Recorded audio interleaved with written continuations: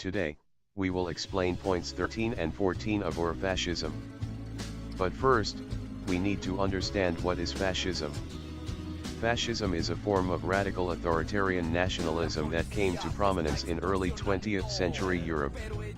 Influenced by national syndicalism, fascism originated in Italy during World War, in opposition to liberalism, Marxism, and anarchism. Now we will talk about points 13 and 14. 13. Ur-Fascism is based upon a selective populism, a qualitative populism, one might say.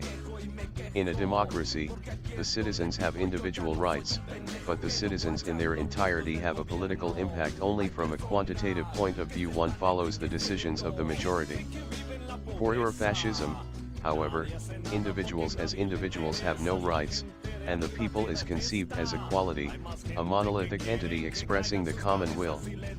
Since no large quantity of human beings can have a common will, the leader pretends to be their interpreter.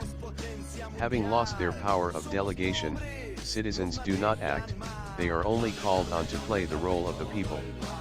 Thus the people is only a theatrical fiction. There is in our future a TV or internet populism, in which the emotional response of a selected group of citizens can be presented and accepted as the voice of the people.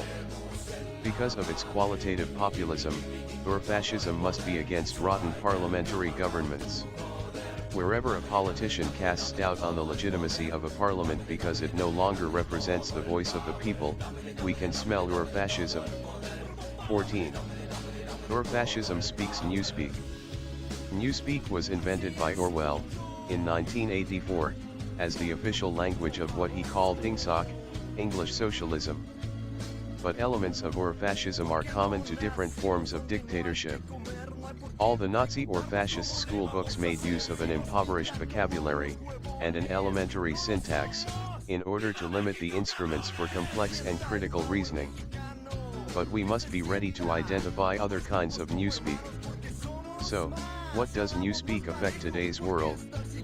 In George Orwell's chilling novel 1984, Newspeak is a method of controlling the people's language in order to keep them under Big Brother's heavy hand. It is a devious, diabolical system using brainwashing and mind control to allow only certain approved words and ideas to be used. We have the same thing in our society today. It's called political correctness. So-called political correctness, PC, is a social phenomenon which urges people to avoid offensive words and actions. At best, PC is annoying and unnecessary. At worst, it is blatant censorship and represents a dangerous affront to one of our most cherished and important freedoms, the freedom of speech. Examples of PC abound. The greeting Merry Christmas is now supposed to be Happy Holidays, which sounds empty and generic, like getting a letter addressed to occupant. A university in Illinois ordered that students not chant USA, USA during football games because such a chant might be offensive to Muslims.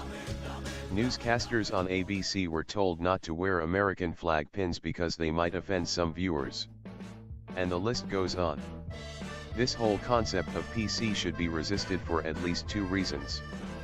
First, the basic PC principle of not offending people is subjective. Some people are not offended by anything, others seem to be offended by everything.